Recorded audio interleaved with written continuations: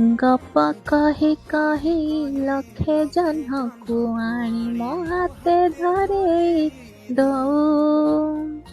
କାହାର ନଜର ଲାଗିବା ଆଗରୁ ତୁ ମତେ ଘୋଡ଼େଇ ଦଉ। କଳା କାହ୍ନୁ ମୁଁ ତୋର, ତୁ ଯଶୋଦା ପରି ମା ମୋର।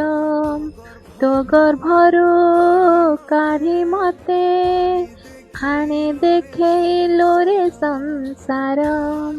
ତୋ ହାତ ମୋ ମଥାରେ ରହିଥିଲେ, ପାଦ ଧୂଳି ତୋର ନଉଥିଲେ, ମୁଁ କିଛି ଖୋଜିବିନି।